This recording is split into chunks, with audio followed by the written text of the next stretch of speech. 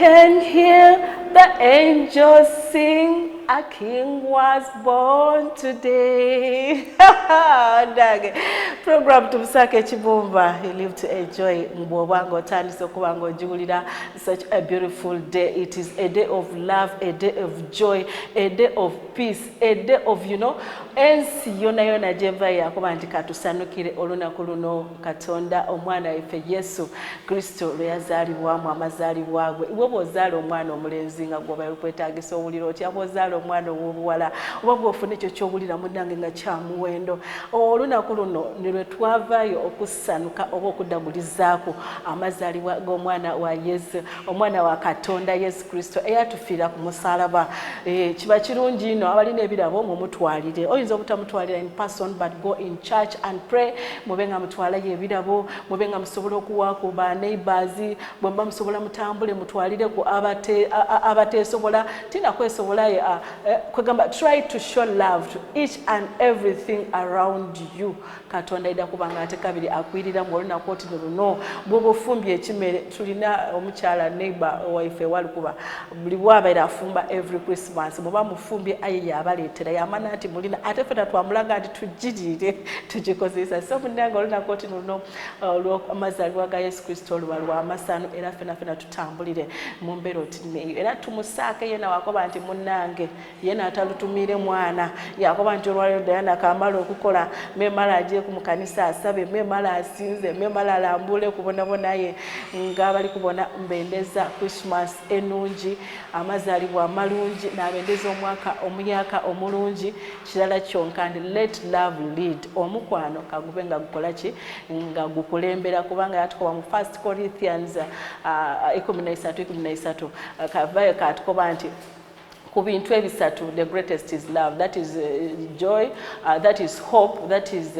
peace and love. The greatest is love. So alitulaga nti mu byonna nti omuntu ni wabanga akubisiza bubi buli bw'oba mukire omutima ogwenda ekibi kijja kumala kivaawo omukwano gumalawo ekibi bwegezaako okuba nga lutukoba. Munnange today tumusaake program tumusaake olwaleero we are going to bring you a very great woman of God.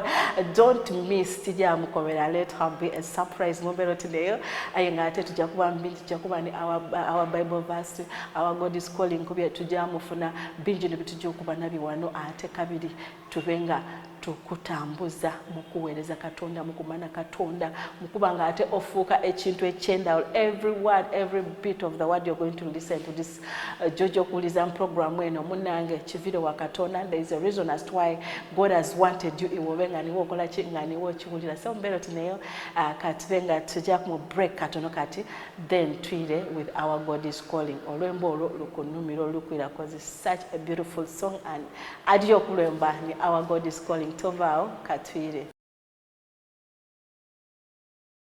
Katonda gwe Katonda oli Katonda gwe unyisa banange mwena banaidinda banakamuli buwenge mpya bukwenge waife.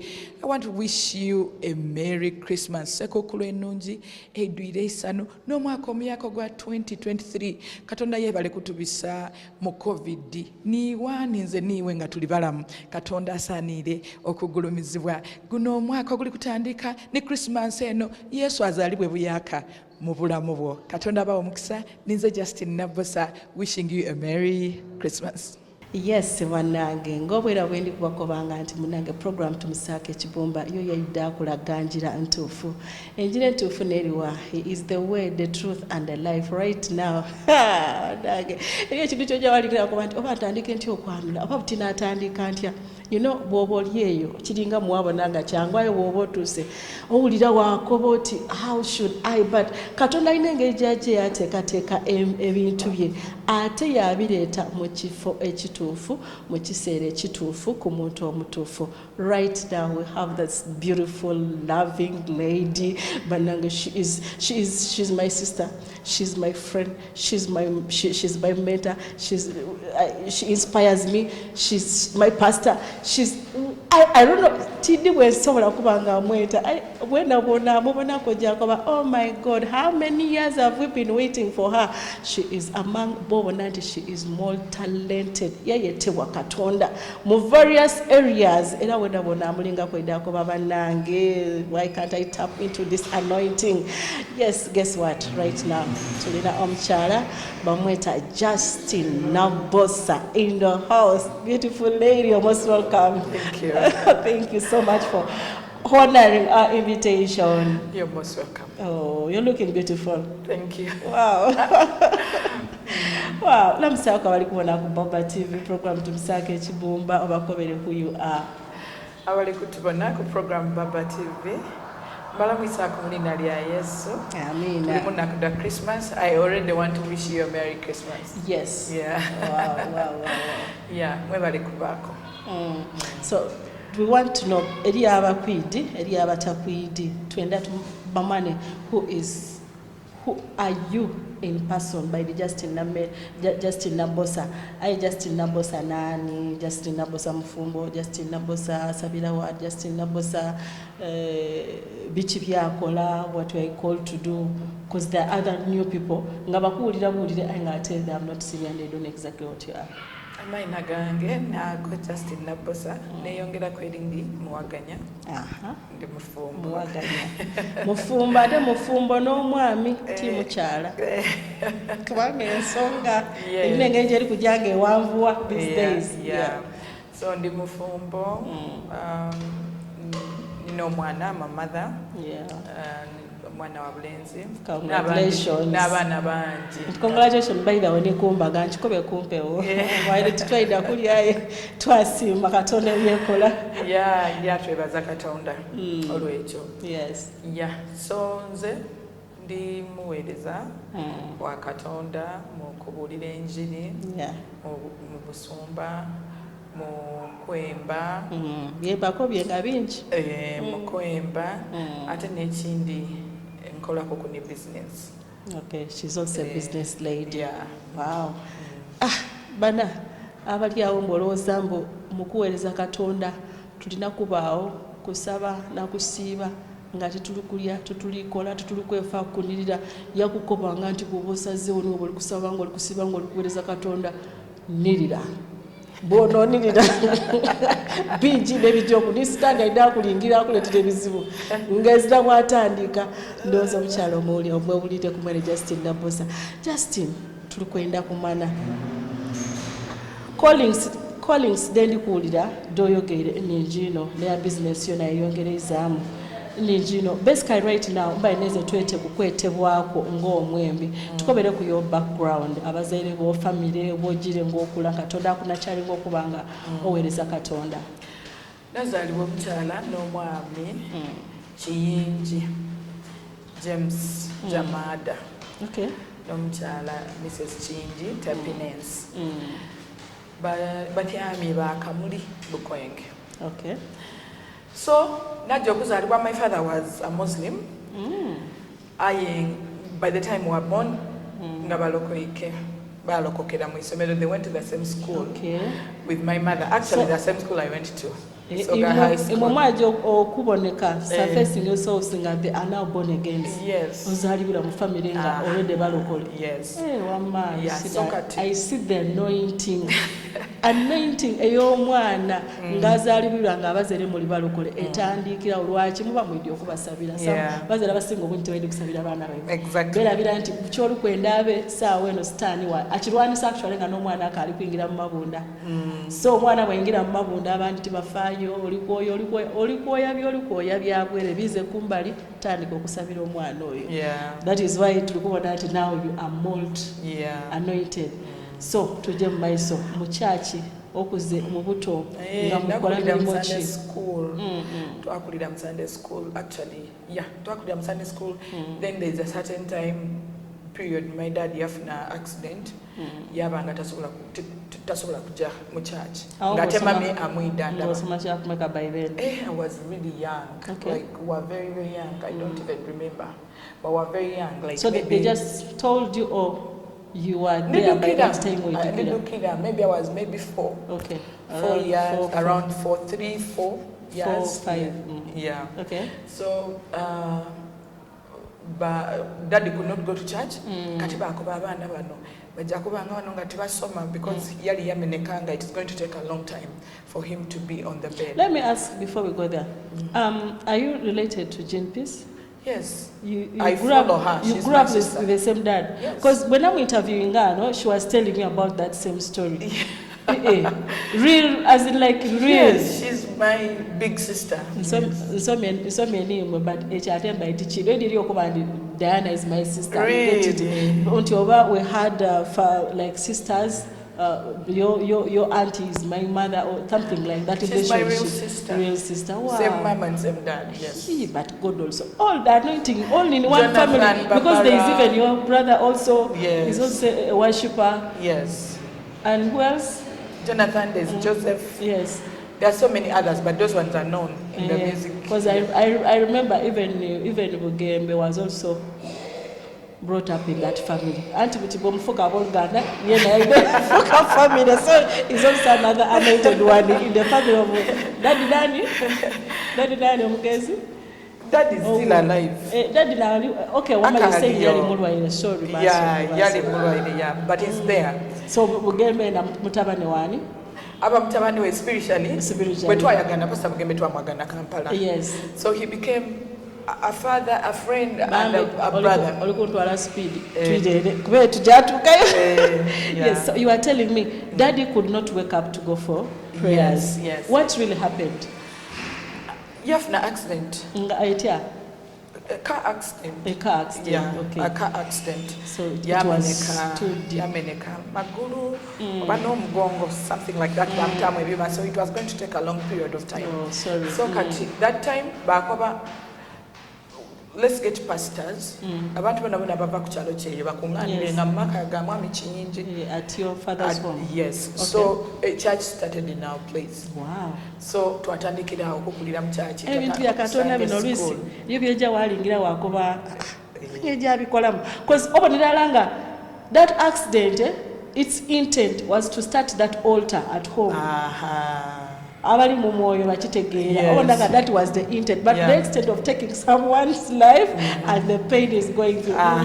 Mutandi say that so twatandika okubanga we are in the Sunday school, we are in the choir, we do everything at home. So that is how ministry started to be birthed. Okay. Muife twatandika okuba mu bulamu bw'okuweereza obulamu bw'ekkanisa like all of our lives tukulira mu kanisa. So okwemba ndowooza awo wekwatandikira. The interest. You're not forgetting my grandmother bwe twajjanga okumukyalira on my mother's side. Yes. Bona bali basiramu bali bakristaayo aye baalokoka when my mother got saved yatwala basumba ewaibwe Kayiganga. Yes. Batwala ewaibwe babuulira enjiri bababuulira, so the whole family got born again. Wow. So our grandmother Nakajanchi realizing actually I think our singing came from that woman. Okay. She only did not get an opportunity like we have today. But she has such a very sweet voice. Wow. Yatwembesanga nga tujira okuwumula obuyide mwayemba. She would sing in church. So we didn't know it is actually of recent that I'm beginning to realize that actually this talent came from this woman. Genes. Yes. Wow, that was good. But anyway, even my father has a singing voice. They don't normally sing. I used to stay with my uncle. The voices are so sweet. The honorable, you would hear him, but you hear that go no. So the singing part is also there. Also there. Yeah, so that's how we begin. We go to school to attend the fellowships, to Ayembangam fellowships. So the talent kept on growing and maturing. Okay. until then later I met Pastor Wilson So, again. which means Ewaka wali your church, you have a church home? Yes, it is Even called up- Bukwenge Deliverance Church. Bukwenge Deliverance Church. Bana Yes. baliyo, always go and check on those people. Yeah. Musabireyo, olw'okungana okyalira kwere, wakyalira kwere, wakyalira kwere. You know, it's always good. Abatandise obona okuba nti you credit it. As someone is from Jinja, Yeah. ajira okutukyalira. Ku ministers go there. Worshippers, mujeyo, mukyalire ku bantu abo. Wojayo, where is always that you're just going there, but you're going to tap onto the anointing. That's what some people don't know and don't realize. In terms of stepping there is that connection between iwojireyo nere joli kuva onto that anointing. Very Right true. now I'm tapping into her anointing.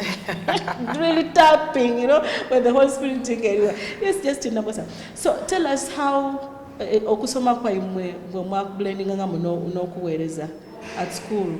Did you also? And of course, ngaboja kwisomero kuba kusoma kubanga timwetamwa as like getting tired of the ministry at home buli saawa of course byakuweereza. bibaawo ng'omwana omuto wawuliranga burden buli kiseera muli balokola abaana ku isomero basekerera abalokole bakoba abo abaana balina ekyaki ewaibwe kwaka.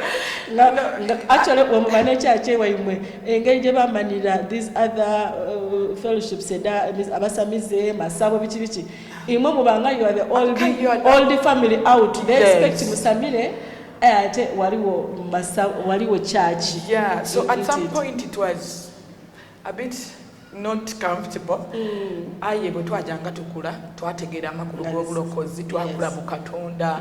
Later we appreciated and said wow, it's a privilege that God would choose our parents and eventually us to serve him. Yeah, so kisomero we started to minister as well in fellowships. Of course, while there is a fellowship here, I belong here. Fellowship. So how did you, the lady you're seeing to us, Soga High Company. Yeah. I've never been her head girl. Don't you wangala ku head girl don't you wangala but at school to okobera amazima nifa bali bano betu bona ngamubona bana abakabi aberanga but you cannot imagine what I'm going to tell you.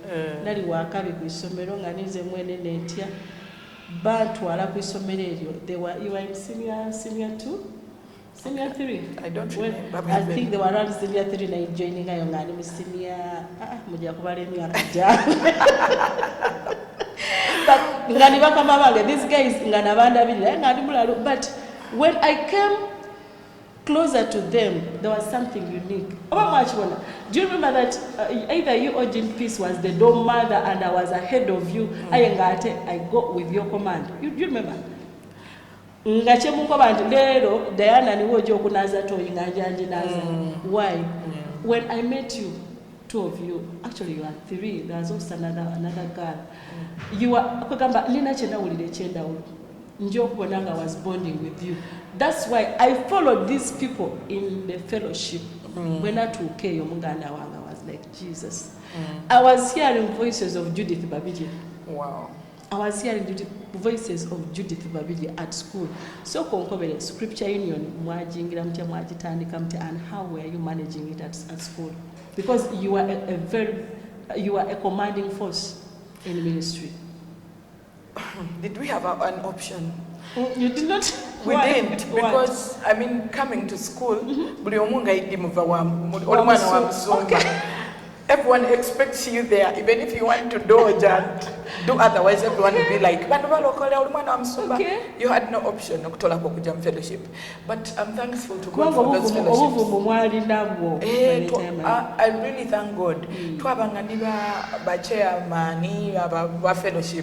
They are very radical. Kawuzi, Twalina Bulimani, he was young, naye bamufula chairman because of the radicalness that he was on. Ngabana, they were prayerful, they were students of the word of God. Yes. Ngatusaba, ngatusiba, atenga baggage mu class. I remember nga batukoba tulina okuba nga nife abakulembera spiritually, even physically. So we would read, they would encourage us to read our books and challenge the teachers who think that we waste time in fellowship. Yes. So that is how we managed. They would encourage us to fellowship. So time for fellowship was time for fellowship, and time for studies was also Can you time imagine for studies. when someone else was encouraging you? Yeah.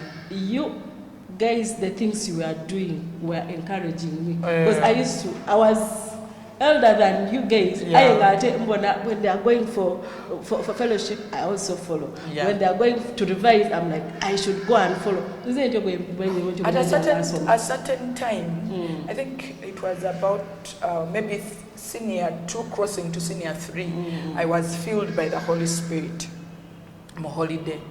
Nalinganga ndi mulokole ebyo ebyokugoberera daddy mami bikinga ya yabuza ati walokokali wayatulaji. How did you feel that experience? Mu buto nga bwe bakoba bendolokoka nga ndokoka from like P3. So you don't even remember when you were when I really confessed. Whole life was full of God. Nga bwe kisera bakoba bendolokoka nganja like that. That's how I also did.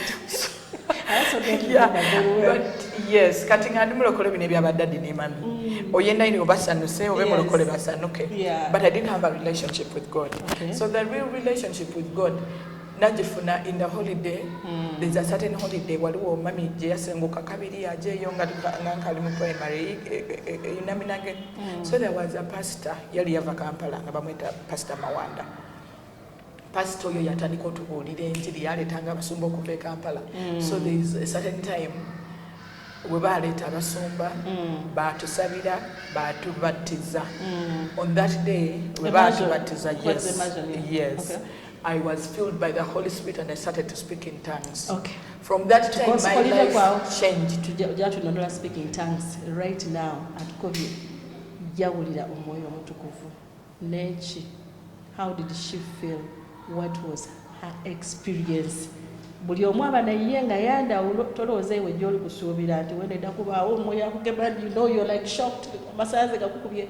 Buli omu alina kyawulira. Katuje ku break katono then bwe tunaaba twize tutandikirawo atukobere experience eye yali etya ng'omuweereza. Tovaawo katwire. Wetwakomekereza mwisuka yo mu break gye tuvaamu munange. Today in the house we have Justine Nabosa. Our God is calling. She has been called to do a lot of things, multiple, but right now tumulese nga ali kutunondola ku okwemba kwe abasinga mu nyumba y'emwidi ku maloboozi do musumba bingi, but today tulikwenda kumana okwemba kwe yatandika ati atukobeire ku javire. Right now katumalize atunonole what was that experience we yafuna omwoyo mutukuvu, then atukobere enemba alina emeka yatandika atyo okwemba professional ate atuusewa right now kuba tulina n'ekiyaka. We want that experience of the Holy Spirit. Yes. It's unexplainable. You cannot explain how it felt like.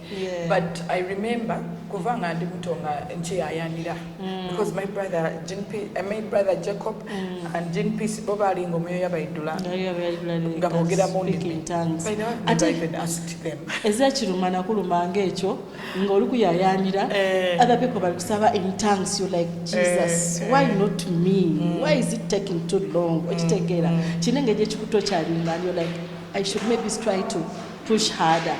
Yes, so iwe bwe wakifuna wawulira otya? It was an experience. It was a life-changing experience. It was a life-changing experience indeed. Things did not stay the same from that time at Pakakat. Things did not remain the same. Zenalinga ndimulokole like I told you. Ayenga byebyo byakulokoka mama. Osaba kuba mama akobyo sabe. For the influence, what to do, I have to go. Namba nambia competition. Jeni pisi kasi za ya jamoyo ya alira kunikumaziga na commenting so I started to design. Alaka jeni pisi kali kasinza ngoba na byeka kola bena birumya wabulumye. Nze kobyeze naba following nga because of byali birumya ngani kwenda kuba what you guys were kuba to be mukatonda mweta different ways waja music utize na ile the good thing it we are serving. Yeah, that's true. Yes, so. So kati nayayananga nakuba Katonda wange, fill me with the Holy Spirit. If really you are God and you are there, nga niwe Katonda yatufiirira no otulokola ndidiza n'omwoyo wo. So a time came that pastor came and he was preaching to us about baptism because they were going to baptize us, and then he said that when Jesus was baptized, the Holy Spirit came upon him, and he was like, believe God for the Holy Spirit to fill you when we baptize you. Yes. I was like, ready, set. This time tembita ku Katonda. This time I started to tell everybody. I took a step of faith and fasted for 3 days before. Yes. Now when we go there to baptize me, I should be filled by the Holy Spirit and by the gift of speaking in tongues. Amen. So when we went for baptism, batandika okubatiza abantu batandika okuvaako emyoyo emizimu biki nga gobamala okubatiza abantu bavaako emizimu bakola baki different manifestations of the Holy Spirit. Nze naabanga ndi nomu. Katonda. Kitelikola wako bakandireyo mu mwoyo. But after baptism, you cross over to the other side.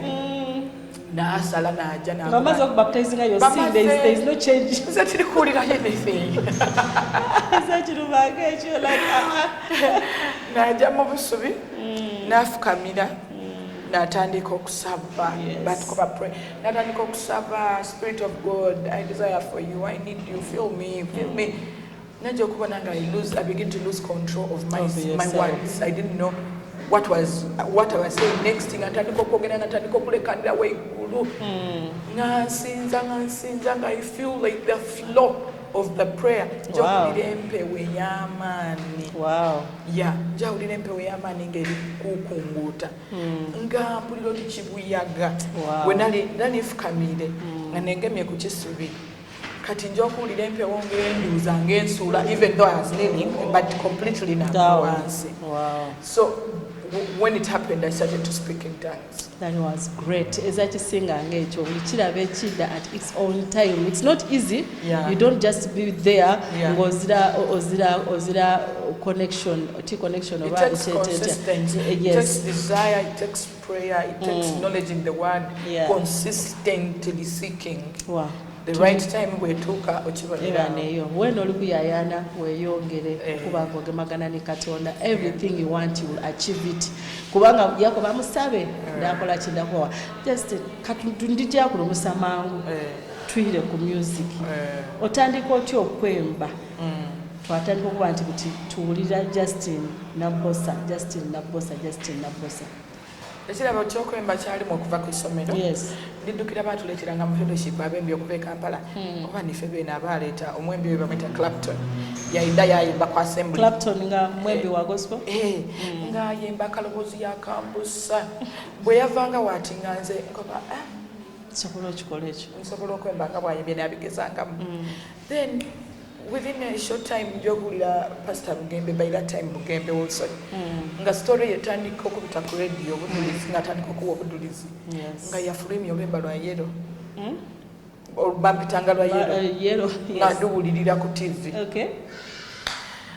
nga ku TV ku radio nga the story efuka viral about a young man who was on the street, lost parents to AIDS, and now he's a survivor. God has changed him. That was the story in the song. I loved the songs.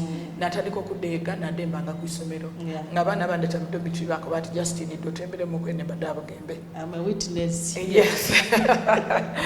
Na bemberanga munga bakoba banange, this girl has a deep voice. Atenga gamagana gaire omuntu awulira akubandi ono musana. Amwana she has a deep voice, she sing nice. Kati naze ndoza nti baana bano tibaidibwidi bentu bemba bali kumpanda ina chibamba zamu. So when I came to Kampala, I desired to meet Pastor Bugembe. It's a long story there, how I met him, and it's a really long story. But there was a connection, which I think eventually I understood that it was a spiritual connection. I really loved Pastor Wilson so much. This is a person I have to meet in life. Like there was a pulling in the inside of me that there was a force. n'anonereza n'afuna mukwano gwe. Fortunately, that person, I know the person. We have ever been in holiday together with that person, Pastor Ben, at my auntie's place. Yeah, he's close to Pastor Ben. Yes. Twatandika omwandikira ebbaluwa. We love you so much. Thank you for ministry. Wow. And not for wrong intentions at all. Yes. But I just felt an urge in the inside of me that I have to meet this guy. And when I grew up, I understood that it was a calling. Yes. That destiny was now calling, but I didn't know. I was innocent, but destiny was calling, because God knew that by me connecting with Pastor Wilson Bugembe, I'll be able to become what I have become now. Yes. Because if it were not for him, I don't know. He has been my connection musically.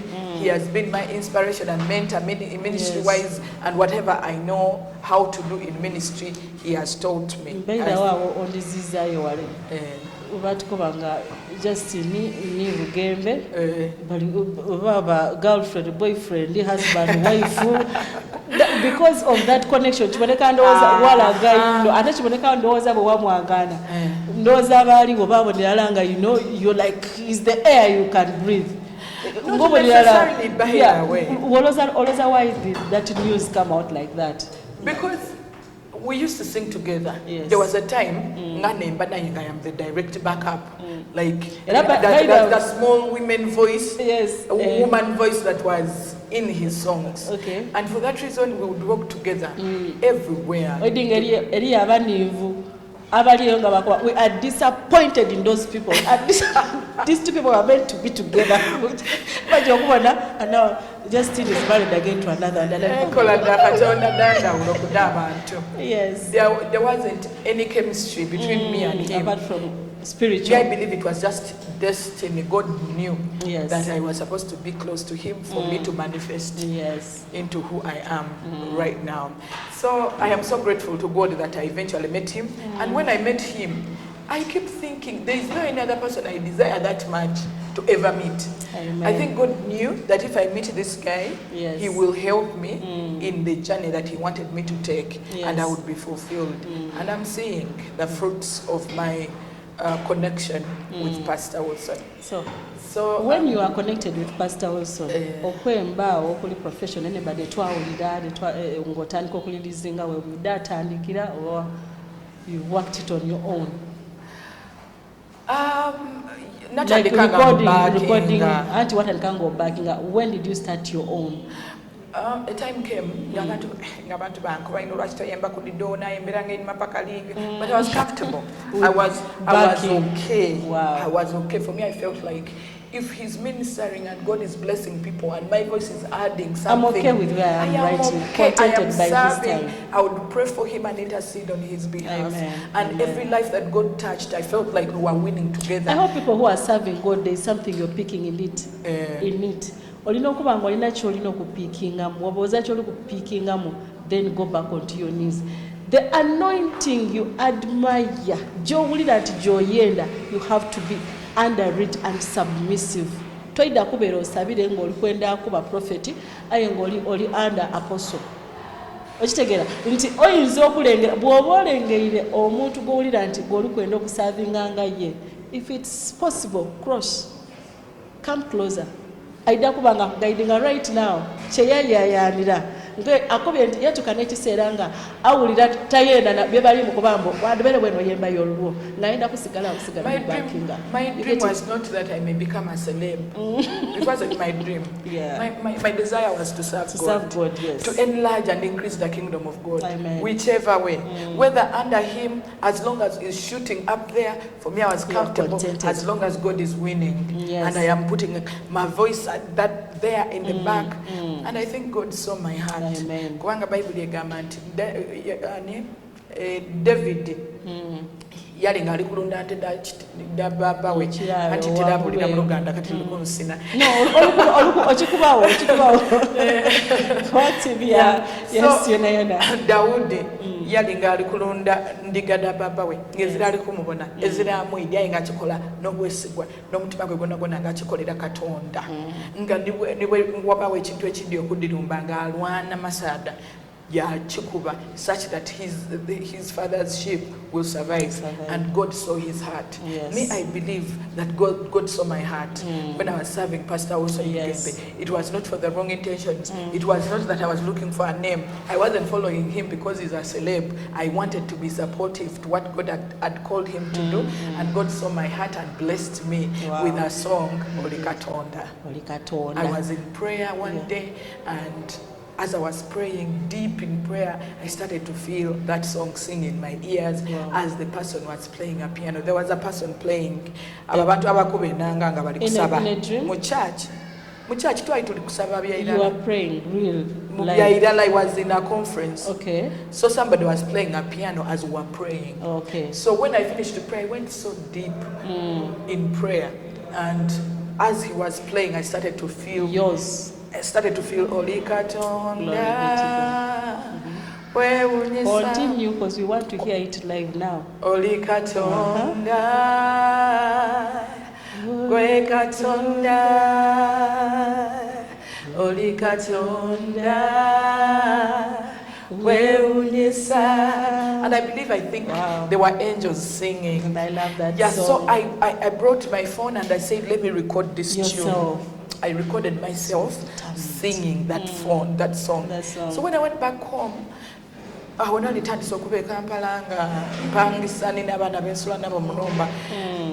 wake up like in the night to pray. My life was a life of prayer. I loved prayer. So I would wake up in the night to pray. And every time I woke up and put on that song and I listened to it, recording, it will bless me and I sing deeper and cry. Right now to get a demo. So I knew God had given me a song, but I didn't know how to expand it and develop it more. So there was a friend of mine within that same house, she has a gift of writing. So I told her, can we develop this song and make it to take a bit Yakoba yali akolera Miracle Center Bible College. Yajana kembako Yakoba come back in ebitondo. Yairanga atende kutunulira nside watonda. Neneonya waliwo byendaba nenebuza oba wabikolotya. Amagezi n'okutegeera oli wala nnyo kugabantu. Nemu bigambo byemmanyi zembuliddwamu ekiyinza okunyonyola. Oli Katonda, oli Katonda, oli Katonda, so it became a song just like that. And I put on other verses. It's still a blessing to many. Yeah, it blesses me too. Yeah, it blesses me too. I just love being in that space, being in that place where I exalt God and put him in a place where no man, no spirit, no power has ever been. I feel so proud doing it. So I really love the song, and for generations and generations to come. So that was the beginning of my journey. So right now to Nene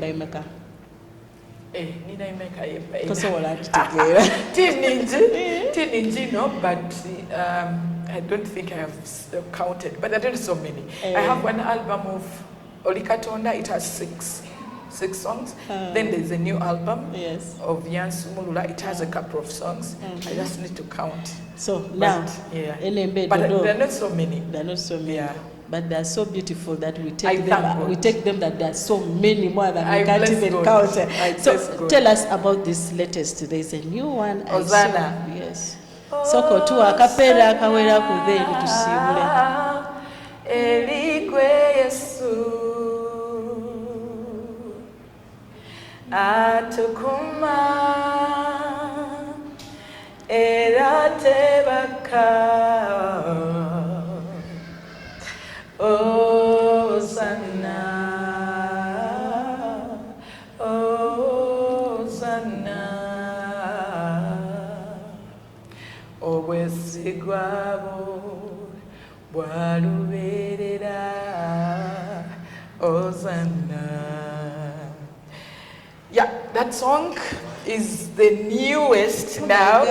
Yes. I'm speechless. It's on YouTube. I'm speechless. I saw it. I said, all along, I'm like, it's like 100 years you've been taking at Okusiiba. Justine, olukutwiba ino. We need more and more of you. We yearn. More is coming by the way. Yearning. I hope now I have many songs there. I wish they are already recorded. I'm just waiting. I shared that and people are like, oh my god, we can't have enough of this lady. We can't. Wow. They feel like all the time. Wow. May God bless you. But I know when they will listen to those songs, they will be blessed and also be done. Akona akemba ketulina akayaka Hosanna producer idaka tuwa tubenga ateka bituka kuba abantu mu maiso tube. It's so beautiful. You look for where also criticizing at also now. But you know why?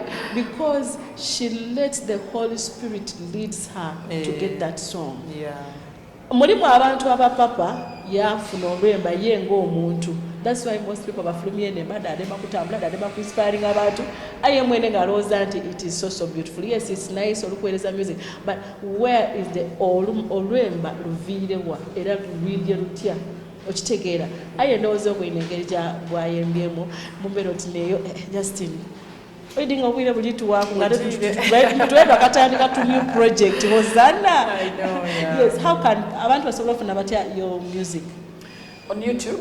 My music is there on YouTube. Very soon it will be on Spotify and all those distribution companies. Social platforms. Yeah, social platforms. Still Justine Nabosa. Yeah, Justine Nabosa official is my YouTube channel. Okay. Justine Nabosa on Instagram, Justine Nabosa on TikTok, Justine Nabosa on Facebook page and account. Yeah, I'm there. I'm all over the place. Bana wairo mubona nti munene. Still abakaenda yo support jopo mokongereza kwa katono kale na bagwaine jayo liking jayo subscribing jayo toli yo lwemba sharing olwemba oli ku sharing olwemba ndi abandi bainde okuba nti abalo ko fe tudi kubereza tudi kubulira and me sharing that song to someone else you don't know what you're doing ojali mu sharing ira lutuke mu kisera ekitufu ngembera jali mu awulira etagisa olwemba olwo you are also ministering to someone toloza ndi abembera katuti babulira ifabali not talking and no, whatever little you are doing to support God's ministry, oboli kuba nti weno olikola kyokubuli ekigambo ekyo Justine tukwenda kusiibula siibule kubanga wetutakwerekereze we can keep on talking today tomorrow the other day ate ngolina okwirayo konsa olina okwirayo okuweereza mu mbero tineyo oyendeze kunaba anti Christmas enungi. We bali kutuuliriza abaire bali tuuliriza kansuubire nti olina ekiralo bibiri byoyeze mu mboozi yaife gye tunumiza olwaleero Katonda abenda abakali okulokoka. Give your life to Christ. You belong to him. Run away from the devil and give your lives to Christ. This Christmas, Jesus is a gift to us and is being born. Amen. Let him be born in your life as well. So you begin the Mary's born child in your voices. Do I know that song? Mary's born child, Jesus Christ was born on Christmas Day. Wow. We love you. God bless you. Thank you so much. Nze njakweta kalina emirundi mingi nina okweta nkakwenda mu studio kubanga tukwetaagisa obaire bwekwese ino but tujja kutolayo tujja twalira mu bufumbo twalira mu buweereza nga pastor okwemba byabitira aye tujja kudonangayo by mpaka by fire by force we shall be picking her so that we keep on singing kubanga ekigambo ekirala ebibiri ebyayinza ogwayinza ku ministering into mulwemba yabayo awulira ebigambo bino byali kwogera wabaako n'ekyendawulo kyokyuse. You can always share social platforms Baba TV nona tujja twabaako obe ng'oweereza ekigambo kya Katonda. You will be blessed that little you are going to be doing. Ainga, that has been Justine Nabosa. Muje ku YouTube. Hosanna, so trending. Hosanna, that's so beautiful. So excited. When do get up, I feel like not stopping. Atenga producer na alikungoba, it is time for break. Can you tell him Katono? Then in the